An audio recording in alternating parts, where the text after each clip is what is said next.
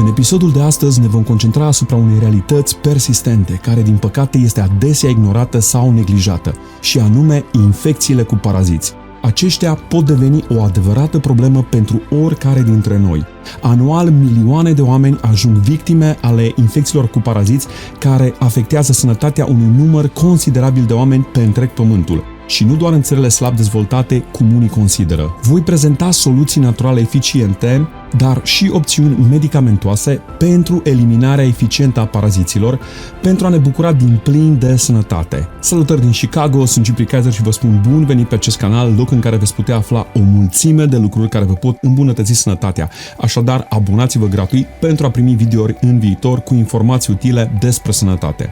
Paraziții sunt practic organisme care trăiesc în alt organism gazdă sau uneori sunt atașați de organismul gazdă, de unde își trag hrana, cresc, se înmulțesc și adesea cauzează daune și diferite probleme de sănătate gazdei, probleme pe care le voi enumera imediat. Există 3 tipuri principale de paraziți care provoacă boala oameni: ectoparaziți, helminiți și protozoare. Haideți să vedem cum putem să ajungem să ne infectăm cu paraziți. Aceștia pot fi transmiși prin alimente contaminate cu apă, sol contaminat sau prin contact cu animale sau persoane infestate cu paraziți. Prezența paraziților în corp declanșează adesea pierderea sau creșterea inexplicabilă în greutate, iritabilitate, spasme și dureri abdominale, disconfort muscular, diaree, scrâșnirea dinților, în special în timpul nopții, uneori chiar perturbări neurologice induse de diferite tipuri de viermi intestinali, insomnie sau somn agitat, oboseală cronică și amețeală. Pot de asemenea să apară balonări repetate, constipație, dureri musculare și articulare constante sau chiar fibromialgie. Iar unii paraziți pot cauza atât scăderea apetitului cât și foame permanentă. Alte simptome ar putea fi vărsături, greață repetată, anemie, dureri de stomac, crampe și sensibilitate intestinală crescută, scaune moi în care uneori se pot evidenția mucus, viermi întregi sau parțial digerați, ouă de paraziți sau candida. O poftă excesivă de dulciuri sau de prăjeli pot de asemenea fi un semnal de alarmă în această direcție. Alte semne care pot indica o infecție parazitară la oameni includ mâncărime, în special în jurul anusului, a nasului, a urechilor și ochilor, probleme ale pielii cum ar fi iritații, erupții cutanate, dermatite, eczeme, urticarii și rozacea, dureri de cap repetate, anxietate sau depresie, deficiențe de fier, alergii sau sensibilități alimentare, respirație urât-mirositoare sau chiar miros urât corporal. Cu toate că am enunțat o mulțime de probleme care au fost asociate cu infecțiile date de diferiți paraziți, vreau să știți că nu am menționat nici măcar 10% din totalitatea problemelor și a simptomelor create de aceștia. Se estimează că, până în prezent, s-au descoperit peste 300.000 de specii diferite de paraziți, dintre care aproximativ 70.000 pot să infecteze corpul uman. Dr. Hulda Clark a fost un doctor naturopat canadian de la care am învățat multe lucruri importante în privința deparazitării în anii 2000. Ea și-a dedicat o mare parte din viață cercetării și descoperirii a multor specii de paraziți și afirma ea că a descoperit 3 plante importante care pot să omoare peste 100 de tipuri diferite de paraziți. Iar la secțiunea de tratamente din acest video am să menționez și aceste 3 plante atât de eficiente în deparazitare. Cum vă spuneam, există multe tipuri de paraziți, însă voi preciza doar pe cei mai comuni. Aceștia ar fi Ascaris, adică Ascaris lumbricoides, de unde vine și denumirea de limbrici. Aceștia sunt niște viermi groși și cilindrici care pot să ajungă până la 40 de centimetri lungime. În general, îi găsim în intestinul subțire și provoacă malnutriție, dureri abdominale, vărsături, diaree, senzații de greață, dureri de cap și pot cauza uneori chiar și obstrucție intestinală. Aceștia pot să ajungă în organism prin consumul de apă sau alimente contaminate cu ouăle lor. În special, atunci când mâncăm legume sau salate crude la care s-a folosit îngrășământ natural, în special cele bio-organice, și în cazul în care acestea nu au fost spălat suficient de bine. Oxiurii sunt o altă categorie de viermi albi cu dimensiuni reduse care se găsesc în intestinul gros și în anus. Aceștia provoacă în general iritație, mâncărime și insomnii. Se transmit prin contact direct sau prin lenjerie, haine, jucării sau prosoape contaminate. Mare atenție!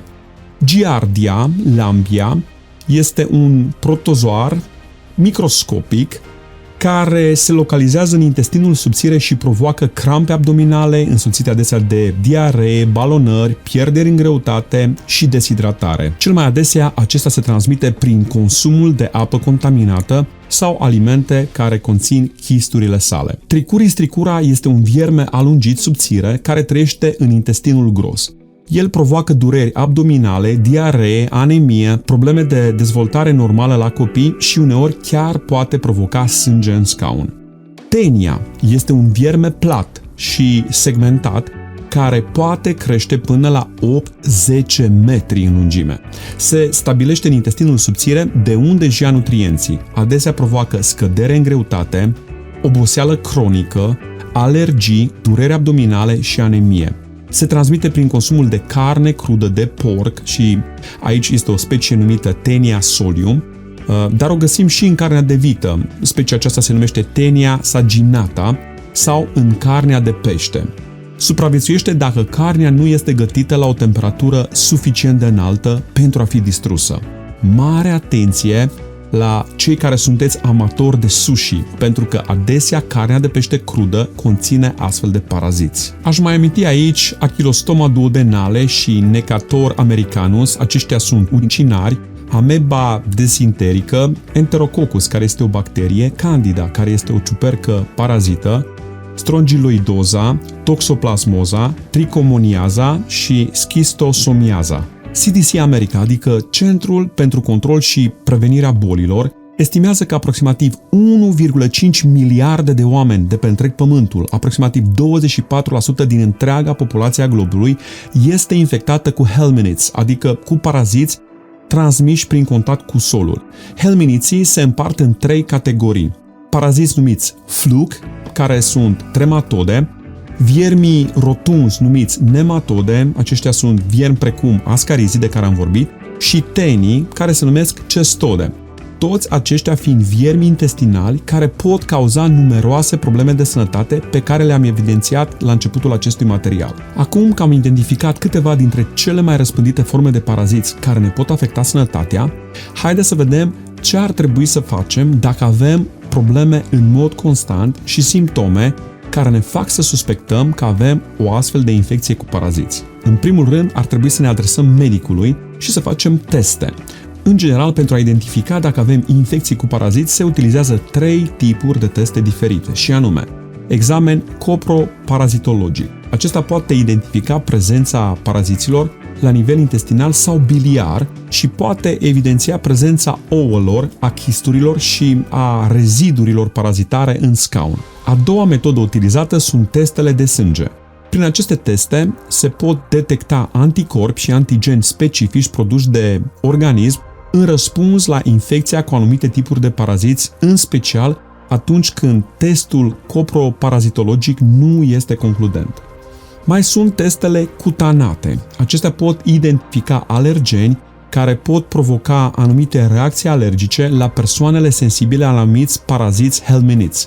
Există cel puțin 3 tipuri de teste cutanate distincte, precum este testul PRIC, de care probabil că ați auzit, testul intradermic și testul patch, adică testul cu plasture. Dacă rezultatele primelor teste ies neconcludente sau negative, nu ar fi rău să repetăm toate aceste teste la un interval de 2-3 săptămâni, deoarece paraziții au diferite faze în lanțul lor de dezvoltare și de înmulțire. Este important să obținem o diagnosticare precisă pentru a începe un tratament adecvat și a gestiona corespunzător infecția cu paraziți. Haideți acum să vedem ce metode avem la dispoziție pentru a suprima și a elimina aceste infecții cu paraziți. Înainte de a aminti ce suplimente și tratamente am putea adopta pentru eliminarea paraziților, ar trebui să vă amintesc ce alimente trebuie scoase din dietă pentru a slăbi acești paraziți. În primul rând, ar trebui eliminate lactatele și alimentele care conțin lactate, zahăr rafinat, sucroză, fructoză, siropul de porumb, corn syrup, făina și toate alimentele care conțin făină, dulciuri, glucoză, grăsimi, starch și uleiuri pe întreaga perioadă a acestui tratament. Eliminând toate acestea, practic tăiem sursa de hrană preferată a paraziților. Acum haideți să vedem care sunt plantele, substanțele, mineralele și suplimentele care nu le plac deloc paraziților și ajută la eliminarea acestora. Dr. Hulda Clark a descoperit că cele mai importante 3 plante sunt coaja de nucă neagră, pelinul și cuișoarele. Coaja de nucă neagră, preparată sub formă de tinctură din coajă verde a nucilor negre, are proprietăți antiparazitare dovedite în repetate rânduri, antibacteriene, antivirale, antifungice, având capacitatea de a distruge atât paraziții adulți, cât și larvele acestora, inclusiv protozoarele, viermii cilindri și cei plați. Pelinul este o plantă amară ce conține substanțe active numite sesquiterpene lactone, care au efecte antiparazitare, antiinflamatorii, antioxidante și distrug paraziții adulți și larvele acestora, în special viermii plați precum tenia și schistosoma. Cuișoarele sunt mugurii florali uscați ai arborului de cuișoare, au excelente proprietăți antiparazitare, antiseptice, analgezice și antispastice, distrugând majoritatea ouălor paraziților și blocând astfel ciclul lor de viață. Dr. Hulda Clark recomanda administrarea acestora pe timp de 18 zile ca și tratament. Aceste 3 plante au fost cel mai des utilizate de-a lungul istoriei la nivel mondial pentru eliminarea unui larg spectru de paraziți. Alături de acestea, există cel puțin alte 10 remedii naturale foarte eficiente împotriva paraziților și acestea sunt usturoiul, propolisul, turmericul, scorțișoara, cayenne pepper, menta, oregano, golden seal. La golden seal denumirea latină este Hydrastis canadensis, cranberry powder, care este pudra de merișoare, sâmburii de bostan și sâmburii de papaya, vasca, cu denumirea latină Justitia adatoda, care se cunoaște în limba română sub numele de adatodă sau vasică, morcovii, acorin, care se găsește în planta de calamus, iarbă mare, care are denumirea latină Iluna helenium, și ferigă. Alte remedii naturale eficiente împotriva paraziților includ ginger, ghimbirul, pomegranate, rodia, morcovii, tarhonul, oprica, gențiana lutea, isopul, negrușică, care este numită și black seed în America sau denumirea latină este de Nigella sativa, cimbrul, chimenul, frunzele de nim, cu denumirea latină Azadiracta indica, sâmburii de grapefruit, aloe vera, pătrunjelul, feniculul, nuca de cocos, extractul de sâmburi de struguri, salvia și în paralel cu acestea putem folosi sarea Epsom, care este sarea de magneziul, și uleiul de ricin, de care numai ce am vorbit într-un episod precedent, pentru că acestea sunt folosite ca și tratament purgativ. Adesea la deparazitări am folosit diatomaceous earth, cunoscută în limba română sub numele de diatomită, care este o rocă sedimentară formată din resturile siliconice ale unor alge microscopice numite diatomi. Aceasta se găsește în depozite marine unde s-a acumulat de-a lungul timpului și are extrem de multe utilizări. Adesea am ajuns să admir sub microscop formele interesante pe care diatomii le au. Unele seamănă foarte mult cu niște fulgi de zăpadă puși sub microscop, iar altele cu niște nanotuburi din structuri hexagonale asemănătoare fagurilor de albine. Diatomita are acești diatomi cu colțuri tăioase care nu cauzează probleme țesuturilor umane din aparatul digestiv, însă pot leza învelișul exterior al paraziților intestinali. În multe culturi, diatomita este presărată la pragurile ușilor pentru că previne insectele să intre în casă. Ea creează o barieră de nanotuburi ascuțite care blochează insectele să umble prin acest praf de diatomită. Suplimentarea cu lugol sau alte forme de iod ajută de asemenea la eliminarea paraziților. Un alt supliment benefic în eliminarea paraziților este L-ornitin, care se folosește cel mai adesea în forma de 500 de miligrame. Alte minerale benefice în tratamentul împotriva paraziților includ potasiul, magneziul, fosforul, sodiul, calciu, bentonita, cărbunele activat și argila. Vitaminele cu care ar trebui să ne suplimentăm pe perioada acestor tratamente sunt vitamina A, complexul B, D3 și vitamina F, adică acizii grași ALA și omega-3 pentru cei care fac ochii mari când aud de vitamina F. În paralel cu tratamentul naturii și, evident, evitarea alimentelor menționate care hrănesc paraziții, se poate utiliza și un tratament medicamentos cu mebendazol, care îl găsim sub denumirea de Vermox sau Lomper, Pirantel Pamoat, care îl găsim sub denumirea de Trilombrin, iar pentru acesta în America nu este necesară prescripție și este foarte, foarte ieftin la orice farmacie. Aș mai menționa aici și tratamentul cu niclosamid. Ar fi ideal să folosim și extractul de Rompe Piedras, care este un extract din Lepidium latifolium, folosit adesea pentru dizolvarea pietrelor de la rinic și fiere și care are rolul de a dezintegra chisturile parazitice. Pe întreaga durată a acestui tratament de deparazitare sunt recomandate clismele zilnice purgative făcute cu apă distilată la temperatura corpului, în care putem să adăugăm picături din extrase speciale antiparazitice, cum sunt din Golden Seal, cuișoare sau pelin. Toate aceste substanțe le găsiți și în protocolul lui Andreas Kalker, un cercetător pentru care eu am un deosebit respect. Dacă Dr. Hulda Clark recomanda 18 zile de tratament cu repaus, Andreas Kalker recomandă 28 de zile de tratament și apoi repaus.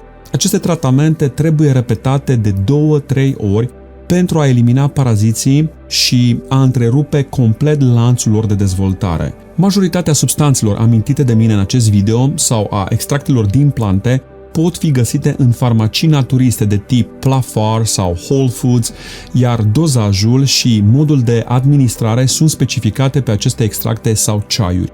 Excepție face mebendazolul, pentru care probabil că în România și în Statele Unite este nevoie de rețetă de la medicul de familie. Așa cum am menționat, conform statisticilor CDC, 1 din 4 persoane este infectată cu paraziți, iar o deparazitare anuală poate fi benefică pentru fiecare dintre noi. Există multe culturi în care oamenii efectuează anual deparazitări folosind diferite plante și extracte menite să ajute în această direcție, plante pe care eu le-am menționat în acest episod. Sper ca toate informațiile pe care le-am pregătit pentru dumneavoastră să vă fie de real folos și că vor ajunge și la alte persoane. Acum, în semn de apreciere, vă invit să-mi dați un like și să vă abonați la canalul meu în cazul în care încă nu sunteți abonați. Acest lucru înseamnă foarte mult pentru mine și ajută canalul meu să fie distribuit la cât mai multe persoane, oferindu-le sfaturi utile la momentul potrivit. Cu acestea fiind spuse, dragilor, vă mulțumesc pentru atenție, Dumnezeu să ne țină pe toți sănătoși. Pe curând!